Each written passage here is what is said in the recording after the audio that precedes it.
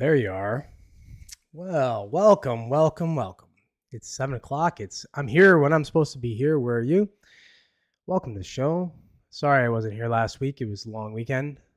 Probably where you're from too, unless you're from a weird place that doesn't do Labor Day. But if you're in North America, you would have celebrated Labor Day along with us.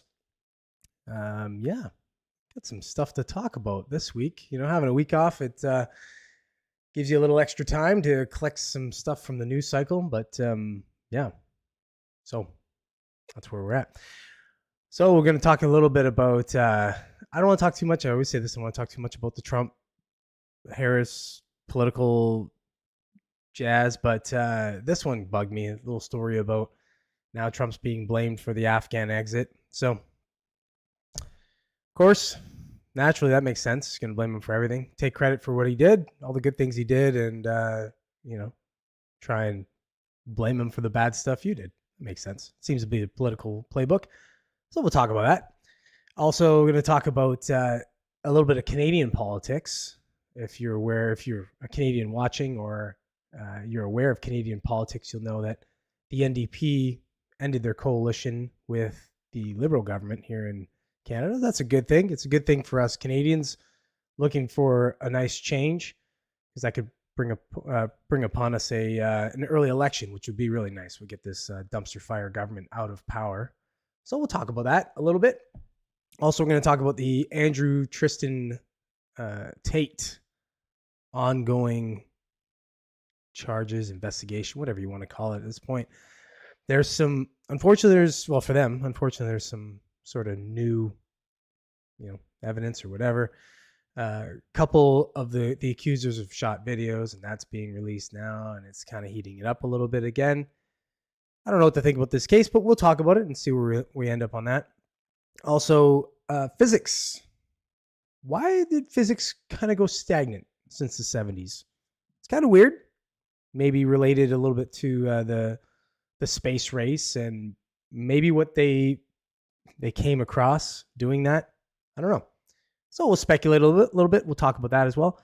Also, a guy named Max Martin. You may never have heard of him, but if you're into music, heavily into music, you may have actually heard of him. He's a writer, and he's written, I think at this point, 27 number one singles over the last couple decades, all pop singles.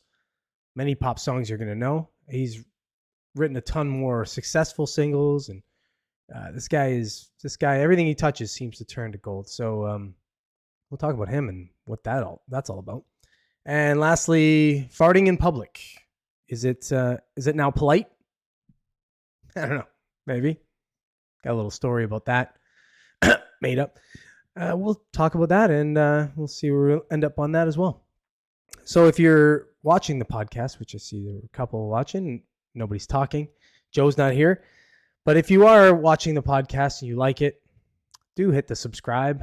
That helps a small channel like this grow, and I get some steady but slow subscribers to the channel. Also, if you do watch it live, hit the comment section. That's where I'll get to know you a little bit. We can talk and discuss, and hear what your opinions are on things, and makes it a little bit more fun for me, obviously, interacting. I used to do this podcast with someone. Now I just kind of carry it on by myself. Sometimes I have them back on or I have a guest, but right now it's mostly just me. So if you're in the chat, then I get to talk to you, and it keeps me occupied and gives a second perspective to things, and you don't have to just hear my own personal perspective on things, and you can hear someone else's. So also like, share, all that kind of stuff. Comment on the videos. If you miss the podcast, you miss any part of the podcast, you can catch it in small segments during the week. I drop it at 5 o'clock between Tuesdays and Sundays. Sometimes I usually do 6 segments. Sometimes I'll drop them all. Sometimes I won't. Kind of depends. It depends on what I think the algorithm's going to like or not like. Doesn't make any sense to drop some of the political stuff when politics are heating up, because they just throttle it down anyway. So doesn't get any views, and it just kind of hurts the channel anyway. So I typically don't. I've stopped dropping those. So but if you do like anything like that, the best way to get it around is to share it, like, and all that kind of stuff. Yo, what's up? Mine and Sand. There you are. Joe, you beat Joe. I don't know if Joe's going to be here or not, but you beat him. Howdy from them.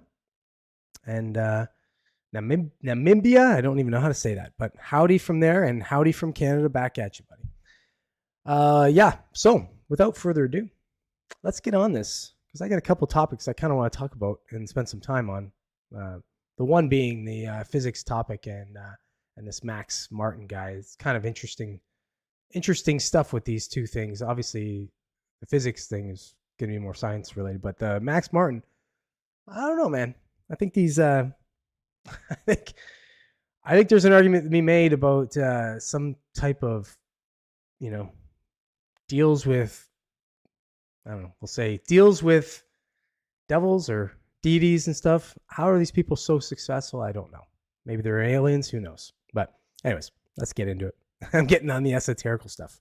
All right. Let me plop this up here. Boom, boom. All right. So Kamala needs all the help she can get, I guess, with her campaign. So now she's actually starting, or at least her handlers are starting to blame Trump for things that he couldn't possibly have had any real effect on since he wasn't in office. This one's nonsense. Of course, from the Clown News Network. I'm just going to read part of this article and then talk about it a little bit. I don't want to read too much because, again, it's the Clown News Network, and you don't want to take too much of what they say with any seriousness. Titled, Retired Military Leaders Defend Harris While Placing Blame on Trump for Afghanistan Withdrawal in Letter. Okay. Several retired military officials issued a letter in support of Vice President Kamala Harris as Republicans attempted to tie her to the chaotic 2021 U.S. withdrawal from Afghanistan. Vice President Kamala Harris is the best and only presidential candidate in this race who is fit to serve as our commander-in-chief. That's nonsense. She has demonstrated her ability to take on the most difficult national security challenges in the Situation Room and on the international stage. What world are you living in? The group wrote in a National Security Leaders for America letter. The letter cited Harris rallying our allies against Russia's brutal invasion of Ukraine to standing shoulder to shoulder with our allies in the Indo-Pacific against China's provocative actions to advancing U.S. leadership on space and artificial intelligence. The letter comes after House Republicans and Democrats issuing dueling documents casting blame for mistakes made in the U.S. exit from Afghanistan. The Republican report cites Harris as having worked in lockstep with President Biden behind the scenes to withdraw all U.S. troops. It also aims to implicate Harris in its accusations by referring to the current government as the Biden-Harris administration. The group of retired generals placed blame on former President Donald Trump for putting service members in harm's way while he was in office and argued he didn't leave the Biden administration in a position to execute a withdrawal efficiently.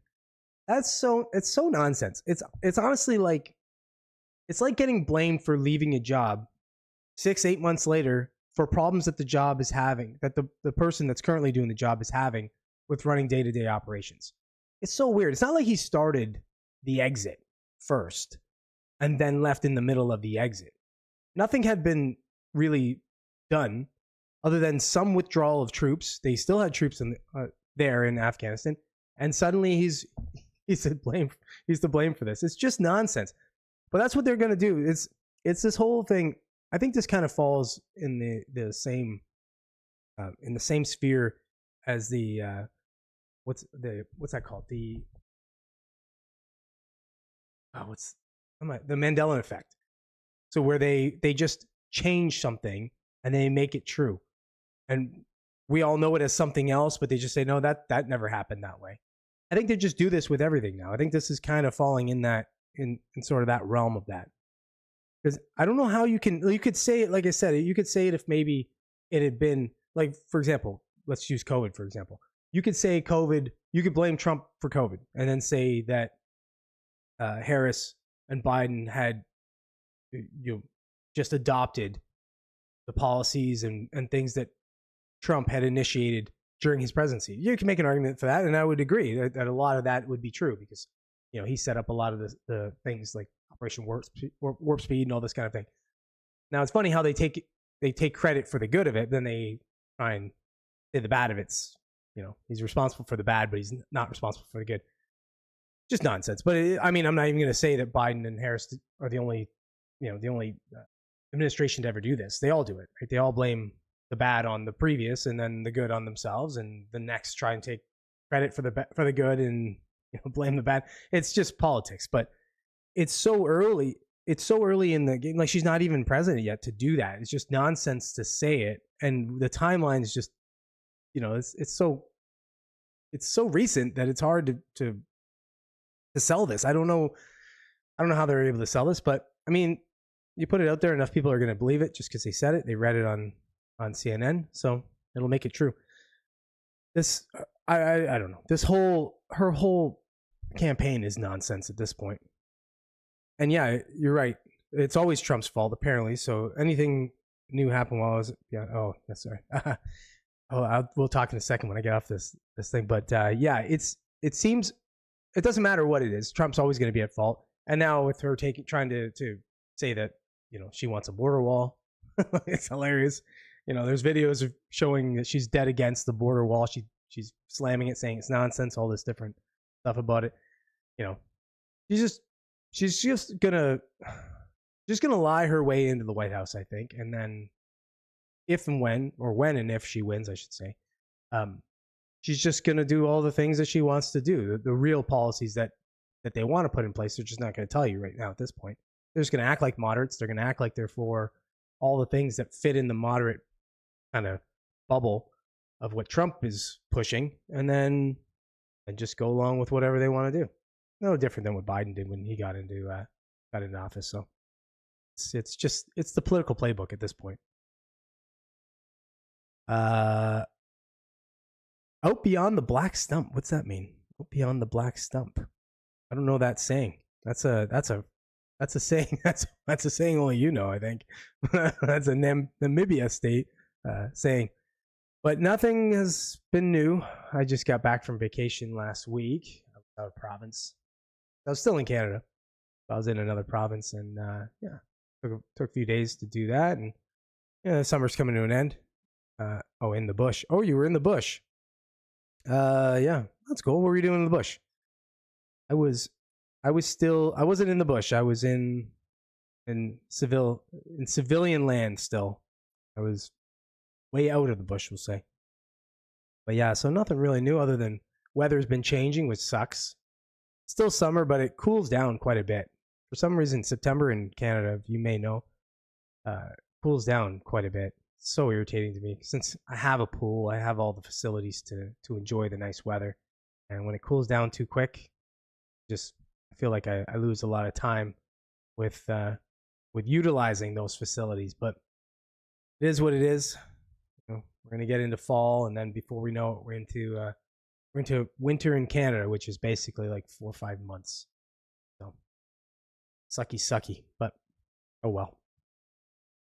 All right, let's get on to the next thing here.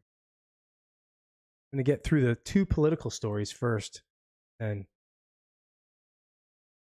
that, and then on to some better things to talk about. So no doubt you probably heard by now that the NDP has ended its little partnership or little coalition with the Liberal Party. This is good if you're a Canadian. This could mean some good things. This could mean early election. This could mean, that, and the NDP see that the Liberals are taking water in the ship, essentially, and that ship's going down, and we can get a good change in government in Canada, which would be just amazing, because you are a Canadian or you're sympathetic to our plight up here. You know that we've dealt with about 10 years of this idiot in power and his regime. But I'm going to read this article here. This is CBC, so this is the Canadian. This is the Canadian equivalent of our Clown News Network, one of them. So let's see what they have to say here. How the NDP's deal with the Liberals died. I've highlighted a bunch of this stuff. I'll just read the highlighted at best, maybe not even all of it, because again, CBC kind of. Oh wait, all my highlights went. Great. I think I remember where I highlighted anyway, but okay, here we go. On the same day, the Liberal government's House leader told reporters she was confident her party's governance agreement with the NDP would last until June 2025. NDP leader Jagmeet Singh has been busy recording a video in front of Parliament saying he was killing the deal.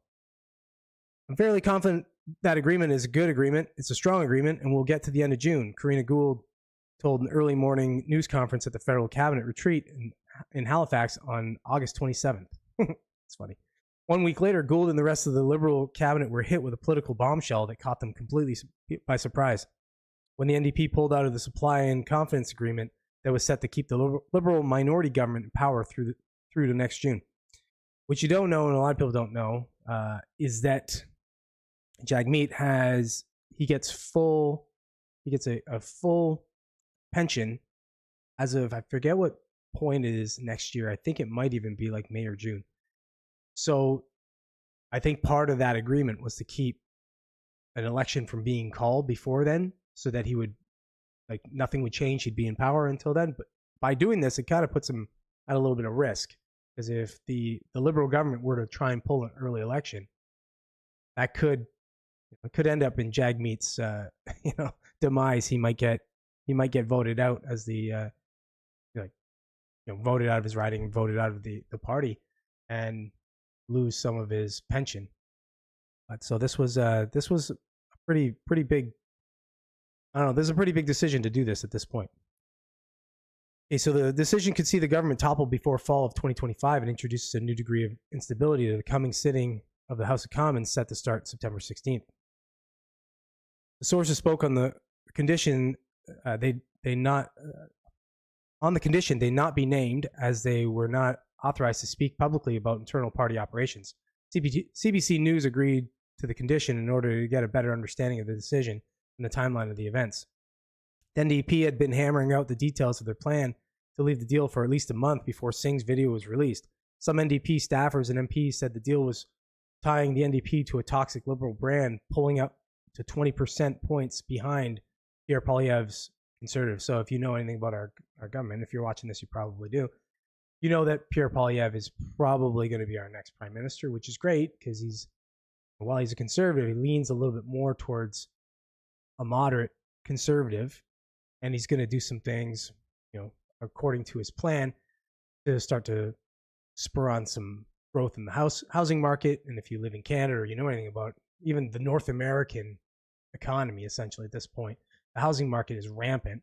There's not enough homes to the amount of immigration, so obviously that drives prices up like crazy, and it's very hard for people to get in as first-time home buyers, excuse me, in a market that's way overpriced. So this could all be good things, obviously, having a change in government and having a more moderate conservative leader to push that end. So you read his Pierre Poilievre's plan, it actually makes a lot of sense, a lot of common sense there. So okay, so let's get on to here, down here. Let me see here. So I don't want to read any more of this. What had happened, basically, I'll summarize. So what had happened is they had leaked it out that this was gonna happen via an email. The email got to the CBC. The email was leaked before the video went on social media, so it got out just beforehand. And then obviously the Liberal Party was caught off guard to say they didn't know that was happening, and whatever. Now there's a little bit of contention between the two parties, the NDP and the Liberal Party, which just makes for a good. I would say this: when you have a minority government like the Liberal government that's going on right now, if the less they can do in their term, the better. So when they don't have a coalition going on with another party, it's always the NDPs, because they're always the ones in the middle. When they don't have that coalition going, then they can't make anything really happen. You just have kind of stagnancy, and stagnancy in the interim is better than a bunch of bad policies to try and have to walk back, or for a new government to step in and have to correct. So this is good. This is good news for Canada, for the political landscape in general. And if they do call an early election, that's even better news. But I wouldn't hold my breath on that one. So they ended it, which, I mean, I knew it was going to happen. I knew they were eventually going to end it, because the NDPs just play spoiler, right? The NDP know that they're not going to get in power. It's been a long time. I don't know when the last time, if ever, they were in power federally. I mean, they get in power provincially, but I don't know federally. But they always play spoiler. They always end up making a coalition with whatever party's got the majority of the minority, essentially, right? So then they can get some things done. They can move in directions they want to move in, and so they're like that. They're like the little buddy, they're like the little buddy with the big buddy. It's just they just jump on the coattails of whoever's winning. So knew it was going to happen, but didn't know it was going to happen this early. Kind of surprised a little. Yeah, which one of the two poisons is toxic? They're both toxic. Yeah, they do. They prop each other up. But I mean, really, the NDP is just a little further left, typically, than the Liberals. But with woke politics at this point, who knows where those Overton windows have moved now? It's like the Trudeau government has moved so far over into like identity politics and all this kind of nonsense that they might even be further left over as a party than the NDP. So it's kind of hard to know where they're at this point.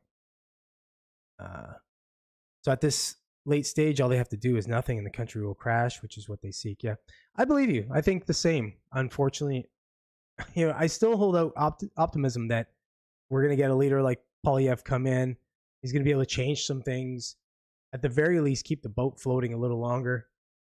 Or maybe bail off more water than we're taking on. I don't know. But at this point now, it's hard to see anything but a crash.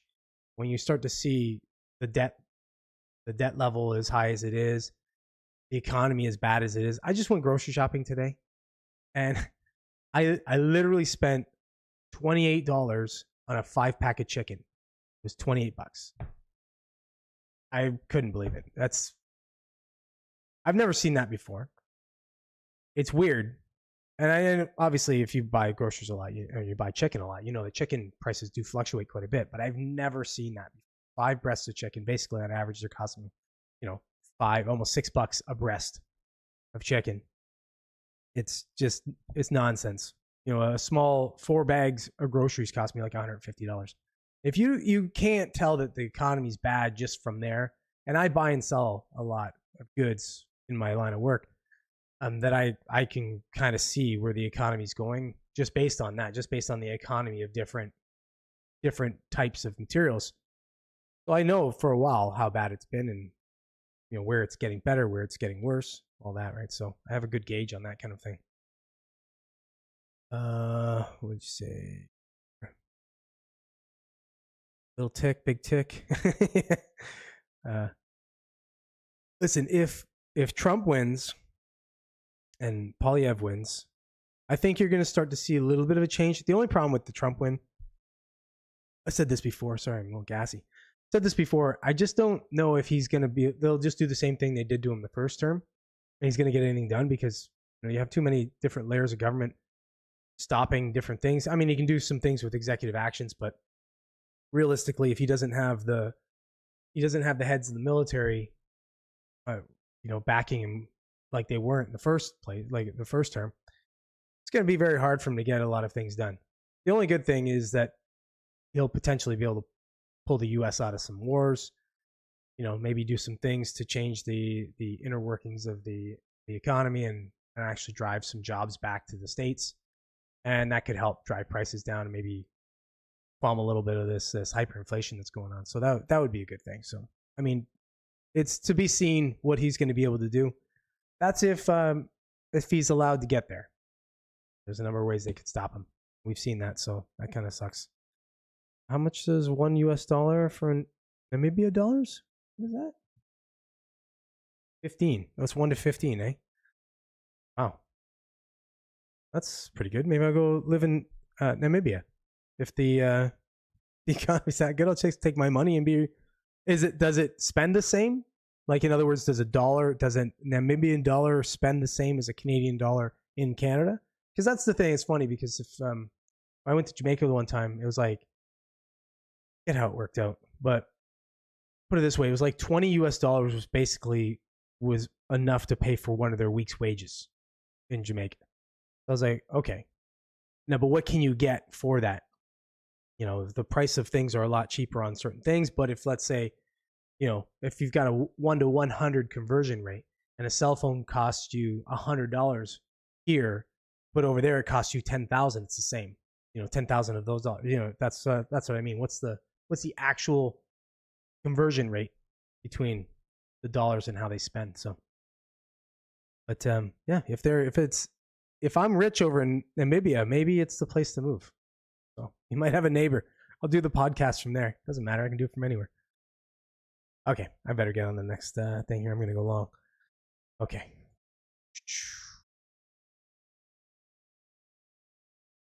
So Andrew Tate's in the news again. I mean, he's always in the news, but he's in the news for a not very good thing again.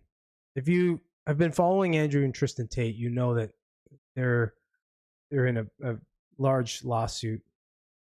You know, they're being charged with a number of things.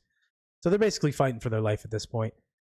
And you know, if you're a supporter of them, then you probably disbelieve whatever's being told about them. But if you're kind of on the fence, I don't know if I'm on the fence necessarily. I'm kind of a supporter, but you know, I don't know at this point.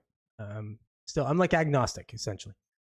Then you'll see some of the stuff that's coming out is a little bit alarming. Here's an article from BBC today. This has been all over the news cycle today. Everyone's picked it up, but I decided to read the BBC because a little bit related to them because some of these women are actually British citizens. So, but it says, and I can't read the R word, so I'm just going to say the R word.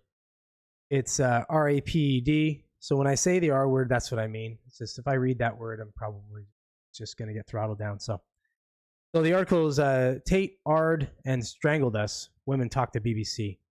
Two women who say they were R'd and strangled by the controversial social media influencer Andrew Tate have spoken to the BBC about their experiences. Another woman has alleged for the first time she was R'd by Mr. Tate's younger brother, Tristan, also an influencer with millions of followers. The Tate brothers, aged 37 and 36, currently face charges in Romania of human trafficking and forming an organized group to sexually exploit women. Andrew Tate is also charged with R. If found guilty, the two men could be jailed for more than 10 years. They strongly deny the charges against them. So Andrew Tate is currently under house arrest in Romania. In addition to the charges he already faces, prosecutors are considering new allegations against him, including having sex with a minor and trafficking underage persons. Both brothers are also being investigated for trafficking 34 more women. Now, in a new BBC Panorama program, two British women not involved with the Romanian case against the Tate brothers have given detailed first-hand accounts of alleged R and sexual violence by Andrew Tate. The allegations date back at least 10 years to when Mr. Tate was living in Luton. This is what gets me. Why wait so long to come out? You know, I don't mean to be that sort of victim shamer or whatever you want to call it, or, you know, disbeliever, but what's the motive here? It's like, why way after the fact, 10 years later, they've been in trouble now, or dealing with these allegations against them for quite a while, and now you're coming out. No, this is where, you know, my spidey senses tingle. Another British woman has made a new allegation of R against Tristan Tate, saying he put his hands around her throat as he did so. Anna, not her real name, told us she went out with Andrew Tate in Luton in 2013. After a few dates, she says she went back to his house. I'm not going to play this video. It's just her talking about it. But here, this will sum it up, sort of, you know, without getting too much into detail. He started kissing me, and then he just looked up at the ceiling and said, "I'm just debating whether I should R you or not." Out of the blue, he just grabbed me by the throat, smashed me to the back of the bed, strangling me extremely hard. Then she says he R'd her. She says after the attack, Mr. Tate sent her disturbing text messages and voice notes about R and sexual violence. "Am I a bad person? Because the more you didn't like it, the more I enjoyed it," he said in a voice note. In a text, he wrote, "I love R'ing you." Now, if this is all absolutely provable, this looks pretty bad. Now, I don't know. Consider the sources of this stuff. Some of this stuff is seems a little contrived. They seem to be handpicking what they want to enter as evidence, and they're not taking witness statements of the opposite, which makes it all seem a little bit like a witch hunt. But again, I don't know. I'm agnostic on this. Anna says she also tried to pass the strangulation episode off as a joke. "Are you seriously so offended I strangled you a little bit?" When the BBC asked him about the messages, Mr. Tate declined to comment. Well, obviously, he's not going to comment to you. You're a clown network. There's no advantage to comment. to a biased network. 2014, Anna told Bedfordshire police about the alleged attack. 2 other women made similar allegations, and the investigation was taken over by Herefordshire police. In 2019, a file was sent to the Crown Prosecution Service, but it was decided there was not enough evidence to bring charges. Another woman who we were calling Sienna describes a similar story. She says she first met Andrew Tate a decade ago in Luton. We got on really well and had a few drinks. She says they had what she describes as a standard one-night stand. A few months later, Sienna says she met Mr. Tate again. She claims that on this occasion, he attacked her. We went to my bedroom and we started having sex. She says that was when he put his hands around my throat. Sienna says she struggled for air and then lost consciousness. When she came to, she says he was still having sex with her. I was absolutely terrified, she says. I just remember gasping for air. It was R. In the morning, she says she had a bloodshot eye. One of the whites of my eyes had just gone completely red. Apparently, it's quite common in domestic abuse cases where there's been strangulation. Friend of Sienna has confirmed to the BBC that she told him about the incident at the time. He also says he saw her eye injury. Sienna didn't go to the police and says she regrets it. I'm not gonna say anything about that because that happens a lot where women don't go to the police. But again, why 10 years later? What's the somebody coercing her to do that? I don't understand. But anyways, BBC Panorama is aware of a total of 5 women in the UK who say they were strangled by Mr. Tate during sex. When we interviewed him in June last year, he denied ever having strangled or having had sex with a woman without her consent. I know I've never hurt anybody. It's not in my nature to hurt people, he said. That's kind of a funny statement considering he was a world-class kickboxer. So, that's a little bit ironic, that statement. I get what he's trying to say. In the second half of the last decade, Andrew Tate began his rise to online fame. The 2 self-proclaimed, I hate this when they say this. This drives me nuts. The 2 self-proclaimed misogynists videos on YouTube and TikTok and posts on Twitter gained millions of followers and worldwide profile. They're not self-proclaimed misogynists. In fact, it's quite the opposite. They say they're not misogynists, but they say that, and then that makes that true. That's why this is a clown network. That's why you're a biased piece of garbage network. You say stuff like that. You're reporting incorrectly on purpose. Be unbiased. Be in the middle, and then people will trust you. But otherwise, we're not going to trust you. The garbage you say. I'm going to read your shit with a grain of salt, like I do. He preached a message aimed at boys and young men that women should be dominated. In one video, he said women were intrinsically lazy and added, "There's no way you can be rooted in reality and not be sexist." He did say a lot of stuff. He did, I will say that he did say a lot of stuff, and he does admit that he said a lot of stuff back in the day to be controversial. It's hard to defend that kind of thing because realistically, you say something, you've got to kind of back your words up. You say something at some point, you gotta say, yeah, I said that, and either I was an idiot for saying it or whatever. And I guess he does, but some of it's pretty bad. Even for me, who I see the nuance in some of the things he said, some of it's not good. Mr. Tate has been singled out by authorities in the UK for the effect he has had on spreading misogyny online. His videos also showed off the high-rolling lifestyle he claimed to lead in Romania. And of course, that's a lot of it, right? You gotta, trying to show himself to be a baller. Andrew and Tristan Tate are thought to have moved to the country around 2016. They had been running a webcamming business in Luton, where women chat and strip online for money. Romania has one of the largest webcam industries in the world, with over 500,000 employees in the sector. Wow. The brothers' move there apparently saw the business taking off. At one point, Andrew Tate claimed he was making 400,000, I guess that's pounds, per month from webcamming, and that the 75 women worked for him at the peak of it all. However, when he spoke to the BBC last year, he downplayed those boasts, claiming they had been exaggerations and lies. The adult entertainment business is central to the criminal case brought against them in Romania. Okay, so we know the rest of it. It's basically we're just talking a little bit about the actual case that's against them. This doesn't look good. I'll be honest with you. It doesn't look good that they have 2 new women jumping in to the fold. But again, like I said, what's the motive here? Like, what's the motivation? 10 years later, they're jumping in now, well after this case is underway. I don't know. It's hard to say what I think is going on here. I could be wrong, but what I think is going on here is a little bit of a witch hunt. I'm not saying these guys are perfect or they're they weren't up to a bit of no good, but I think most of that no good was consensual no good, and some of these women got into this situation to enrich themselves in an industry where these guys could provide guidance. Yes, but time will tell, I guess. There you are, buddy. Wow, a little late, Joe. Jeez, man. Guess I'm doing this podcast by myself. You didn't even get to jump in on the Andrew Tate stuff. What he's saying here. Yeah, so I'm with you. I'm actually kind of with you on it. Like I'm mixed on Andrew Tate. I think he's a bit of a dick, but he's like he's that dick that you're like, you hear him talking, you go, oh, like some of the stuff he says, you're like, but other stuff you go, well, that makes sense. It's just he's saying things that aren't popular and people don't want to hear, and you may not say in polite social settings and such, but I don't think he did all the stuff they're saying he did. I think it would have come out a long time ago if he was up to all this nonsense. I think these are some women that are either being enriched by somebody who wants to get these guys, or they're somehow spurned. Maybe they were rejected by them, and now they're like, hey, let's make these guys pay. That's just my feel on it.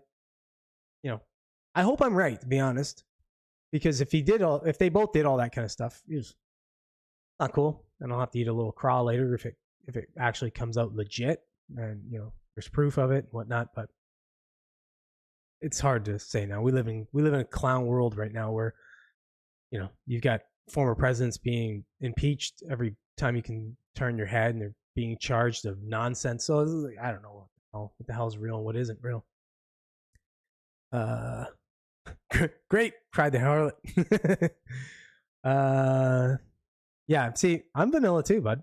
I am quite vanilla in the bedroom department, admittedly. So you don't get in trouble when you're vanilla. Nobody's coming back and saying anything. So I'll stay vanilla. I could have just kept saying grape, I guess, instead of the R word. That might have worked. Yeah, I forgive you, Joe, for falling asleep. That's fine. All right, let's get on to the next one. We're gonna try and stay under an hour. You're in time for the kind of the good stuff off the news cycle stuff. Doop, doop. Okay, so physics. What happened? I mean, they had their heyday back in the 40s, 50s, 60s, 70s. Lots of stuff happening. Lots of different discoveries and revelations, and they were proving things, and all this kind of stuff was happening. Then, bang, nothing. Last like 40, 50 years, nothing. What's going on? Is this related to the space race and nuclear weapons testing and all this kind of stuff, and maybe some alien help? Interesting. I'm just gonna read this article very quickly. This is Sabine Hossenfelder is kind of talked about a lot because she was sort of one of the first to out this, saying that there was a big stagnancy in physics. So let's see what she had to say here. So, in the foundations of physics, we have not seen progress since the mid-70s, when the standard model of particle physics was completed. Ever since then, the theories we use to describe observations have remained unchanged. Sure, some aspects of these theories have only been experimentally confirmed later. The last to be confirmed particle was the Higgs boson, predicted in the 60s, measured in 2012. But all shortcomings of these theories, the lacking quantization of gravity, dark matter, the quantum measurement problem, and more, have been known for more than 80 years, and they are as unsolved today as they were then. The major cause of this stagnation is that physics has changed, but physicists have not changed their methods. As physics has progressed, the foundations have become increasingly harder to probe by experiment. Technological advances have not kept size and expenses manageable. This is why in physics today we have collaborations of thousands of people operating machines that cost billions of dollars, like the Hadron Collider and things like that. A lot of it, I would say now, if you look back at, say, the 40s, when they were with the Manhattan Project, and and all these different these different pushes ahead in science and technology and stuff, the microprocessor and optics and all this kind of stuff, fiber optics. It would seem that there was a lot of like engineering involved as well. They were trying to make stuff, and they were for example, with the Manhattan Project, there was war that they were they foreseen this, that World War II against the Japanese was potentially could have gone on for a decade or two. There was a calculation of the loss of life and all this kind of thing that would have happened. Because let's be real, the Japanese were ready for war. Their war machine had been going long enough to get it going. And the same with the States, right? Both of them, basically, the war machine was churning. So they had this real sort of need and this real mandate to get a bomb to try and end it. That was the idea. Now, you can speculate whether that's true or not, but I tend to believe it. So you had engineering working together to make this happen with physics and all this to make it happen. So it became an engineering problem that they solved, obviously. And then you had the space race. Then you had the Cold War. You had all these different things that were pushing science to progress. You get that a lot where you see competition between different companies and people, things like that. That's what spurns like progress. Competition. Now you get Apple's going against whatever they are now, Samsung, I guess, but BlackBerry in the day. They're all racing for to get the same type of product out to the same consumer. It's the same deal with when you're talking about science and physics and all this, where when they're implementing it to something like the space race or different advances in the Cold War, that they're going to actually have to put some money and effort and real resources towards it. We've kind of lost that since the 70s. I mean, what's it been? In the 80s, the Cold War started to drop off as the Soviet Union started to collapse. So it was kind of I don't think there was the same push. And I think that's what a lot of it is. And then you had, of course, string theory, and that's being proven to be kind of a dead end. They don't seem to have any. It's not going any further anyway. So we're just not really making any advances. Like now we're finally talking about going to the moon, going to Mars, that kind of thing. So maybe you might start to see that ramp up again. But for the last 50 years, yeah. I mean, what have they had to go for? So, and I mean, you can get into some esoterical argument as far as, back in the 40s and 50s, maybe there was a ton of UFO sightings. Maybe we actually were visited, as I do actually believe that. We were actually visited.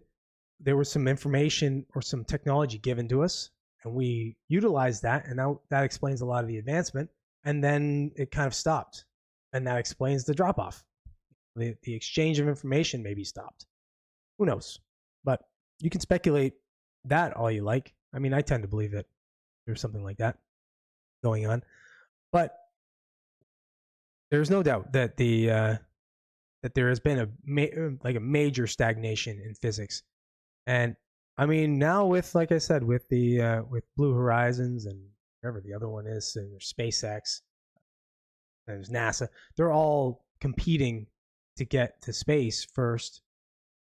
Maybe the stagnation's going to end. Maybe we'll get some more visitors from our neighboring species that are that are looking to help us out technologically. Or maybe none of that's true at all, and we're just figuring it out ourselves. Red herring, yeah, dark matter and dark energy. I don't know. Humans have just solved all physics, have we? So that's it. So if we've solved all physics, that sucks, because now we just can't. That's it. There's no more advancements. We're not going to be able to to bend space or any of this kind of thing, unless you mean we've just sort of solved the general idea, and then there's some subsectors of it that we don't understand yet, which I would agree with that, I guess. But I don't know. It is funny when you think about how fast If you look at the technological boom and how it just went, it's just straight. It's like a straight line up at a certain point. It would beg to say that we were given some information, or at least led in the right direction to figure things out that we previously didn't know. So I don't know. I like to think that it's our cosmic neighbors being very neighborly and coming and giving us a cup of sugar. It's special sugar, but sugar nonetheless. Okay. All right, here we go. Let me go on to the next thing here. Weird.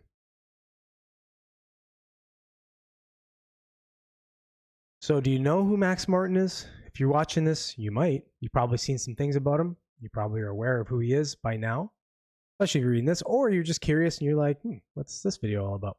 Well, I'm going to kind of tell you a little bit about Max Martin. So Max Martin is now the second most successful songwriter of all time, with 27 number one singles on the Billboard top charts. He has a number of top 10 singles as well throughout the years. He's been writing songs since the 90s. He writes for artists like Taylor Swift, Maroon 5, Pink, Katy Perry, Backstreet Boys. He writes a number of pop songs. The Weeknd, another one. I'll go through the list, but it's crazy. This guy is behind so much music. It's unbelievable that if you haven't heard of him, it's unbelievable that he's just quietly back behind the scenes. And if you've ever heard this guy talk, he talks about how this music kind of comes to him, almost as if he's channeling it from something. I don't know. We've heard this before with different people who talk about their information based on whatever their talent or whatever their thing is, just coming to them almost in dreams, or just as if someone's communicating it to them. Is this like aliens or demons or extraterrestrials? Who knows? I don't know. It seems a little esoterical to me. Could just be, the idiot savant, essentially. I've known people that are just really good at things. You just can't even, there's no reason why they would be. It's like they have no training or no nothing. They're just, somebody can just rip apart an engine and put it back together without ever being trained to do so. It's interesting, but okay, I digress. Let me read this article by Variety. Just a little bit of this. Then I'm going to show you the Wikipedia page of Max Martin. Read a little bit about that, and then I'm going to show you all the songs that he's wrote. It's crazy. Obviously, with collaboration, he collaborates with people too, but he's very particular about when he has an idea for a song, that the song goes the way that he says it should. Like, he's very particular about that. So he's very particular in the creative process of the song, which is different for songwriters. So a lot of songwriters just write a song, and then the artist will do with it what they will. They sell it to them, and then they take royalties or whatever. But this article here is from Variety. It says, Max Martin finally speaks on hit songwriting secrets. It's almost like science to me. Pop maestro Max Martin is not a fan of giving interviews, but he opened up in a new interview with UK Telegraph. This is not new. This is about 5 years ago. So that'll tell you how often he talks to people about what he does, revealing a few secrets of his success.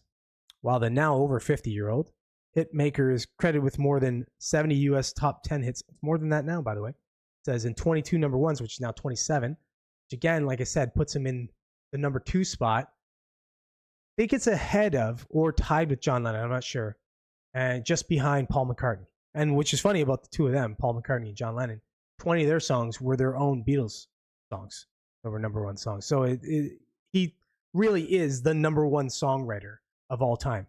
He beats the two of them because these are songs that he's not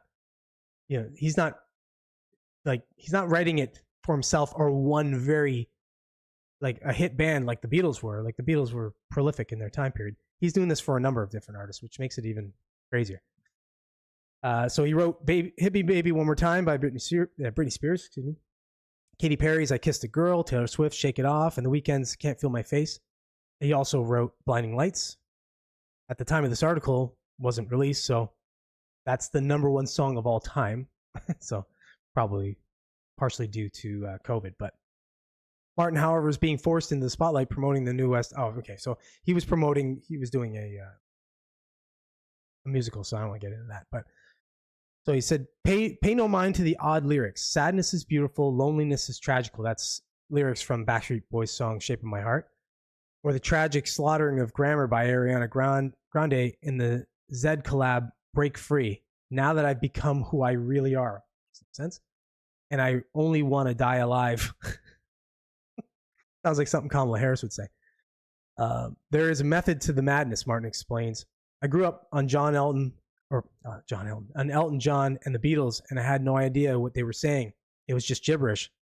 If we come to a place in a writing session where one word might be better sense, but the other option sounds cool, I will always pick the one that sounds appealing to me. If you say something meaningful with the right sort of phonics, then you're golden, he says. So basically what he's saying is he doesn't care about how the grammar of the word or of the sentence sounds. It's more just about how the flow of the song and how cool that sounds. It almost could be nonsense, essentially, what they're saying. Like I've read those couple of lines there were pretty nonsensical, but makes sense in the song. And really, that's all that matters, I guess, when you're writing hit number one songs. So he also says that there's an equal number of syllables, collaboration's key. So there's a number of secrets that he has when he's writing his songs. Irrelevant unless you're a songwriter. But here's what Wikipedia has to say about him. I thought this was kind of cool. It's number one, it's going to tell you his actual name and stuff. So his actual name is Carl Martin Sandberg. Sandberg. Sounds Jewish. From Sweden, though. This guy's from Sweden. Known professionally as Max Martin, is a Swedish record producer and songwriter. He rose to prominence in the late 1990s with songwriting credits on a string of hit singles such as Britney Spears' Hit Me Baby One More Time, the Backstreet Boys' I Want It That Way, Celine Dion's That's the Way It Is, and NSYNC's It's Gonna Be Me. Martin has written or co-written 27 Billboard Hot 100 number one singles, 25 of which he has produced or co-produced, an all-time record for the chart as of March 2024. His credits include Katy Perry's I Kissed a Girl and Roar, Maroon 5's One More Night, Taylor Swift's Shake It Off and Blank Space, and The Weeknd's Blinding Lights and Save Your Tears. Blinding Lights is the best performing song of all time, according to the chart.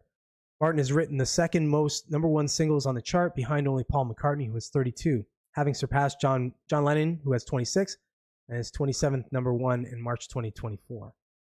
Many of Martin's hits were used in the 2019 jukebox musical and Juliet. Whatever.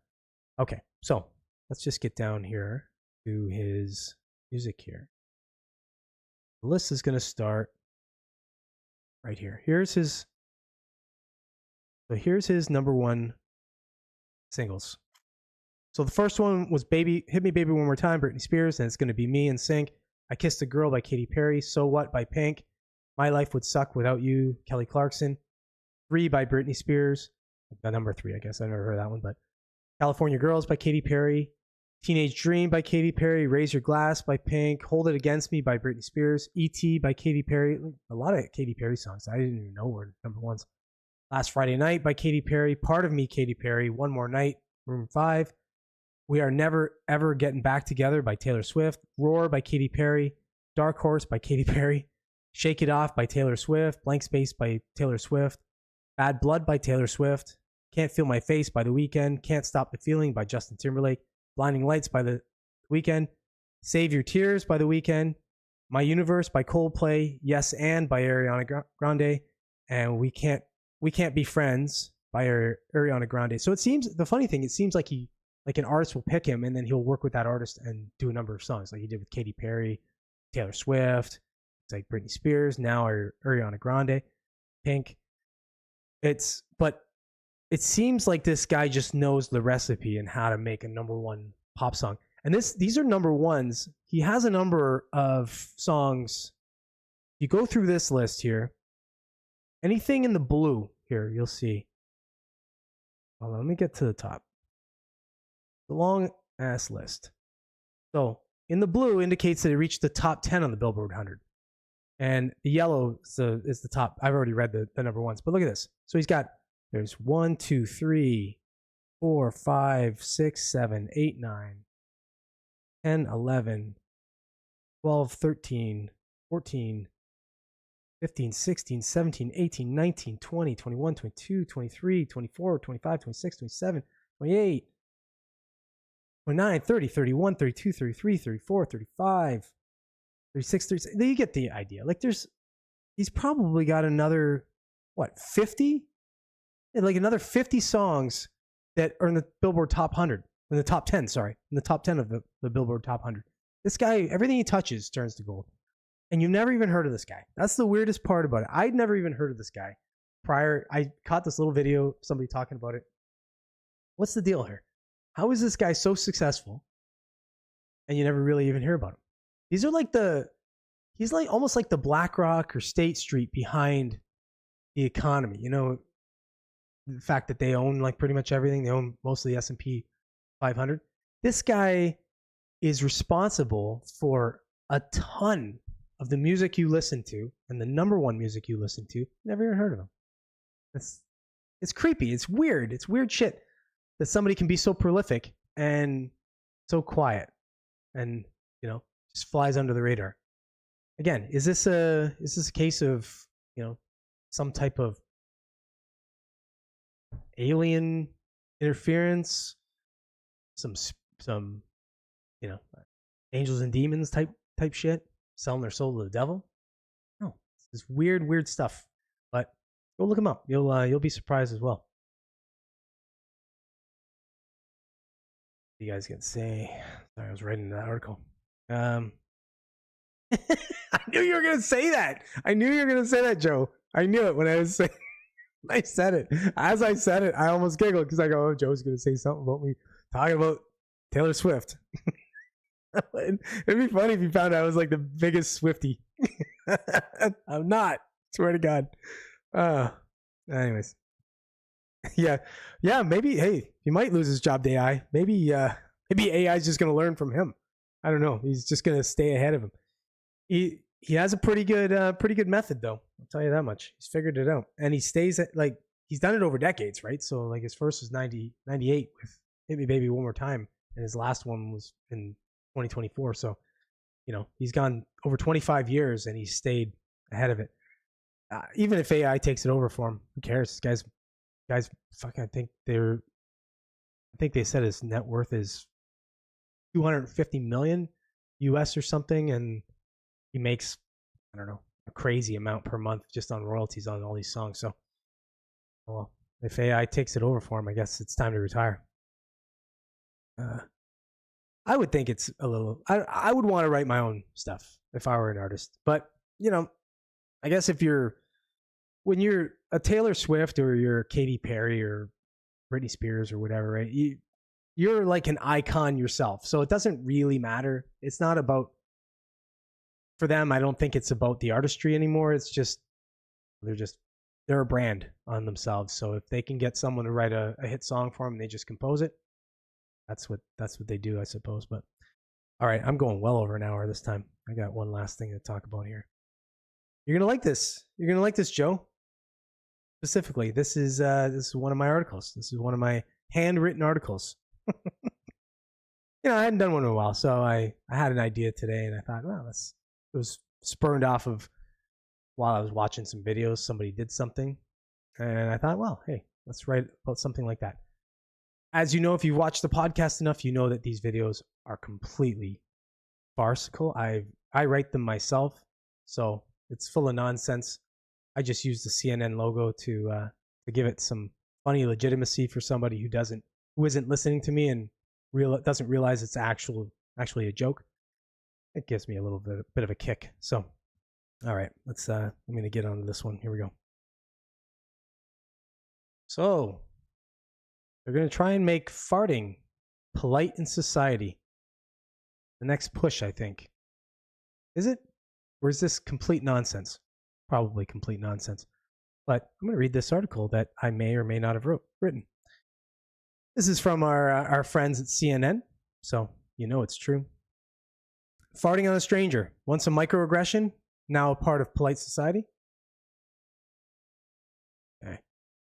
It's a lovely fall evening. and you're out on the town with your friends when suddenly you feel the roar of the return of that burrito bowl you ate just 20 minutes ago.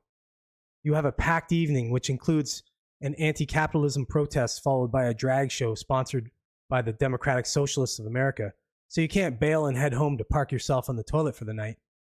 You're just going to be forced to lightly season the air with the digestive aftermath of your poor evening dietary choices. What if that scent of an active digestive system was not an embarrassing situation, but one that resulted in societal praise? That's the question that liberal arts student Chaz Boofer is asking with his TikTok channel in his newest string of viral videos entitled Letting Go Wherever You Go. He suggests that holding in your farts is not only fascist, but completely racist and oppressive. He's not alone. Just ask his 14 million TikTok followers who enthusiastically call themselves Boofer's Poop Scoopers. They all agree that holding in your gas is not only bad for the climate, but it's actually a microaggression towards others and completely racist. To not fart on a visible minority is to say that you're better than them, and they're not allowed to smell your poop smells, and that's just racist and goes back to slavery times, states Leanne Stokely, an active follower of Boofer's TikTok page. This new trend has not come without some backlash in the community. Critics of the movements are making themselves heard in a loud way. We need to push back on this new perverse and disgusting trend and let these idiots know to keep their shit to themselves, states Henry Rustis, a neo-Nazi white supremacist fascist Trump supporter who we approached for comment. At least 12 other domestic terrorists were approached for comment and agreed with Rustis.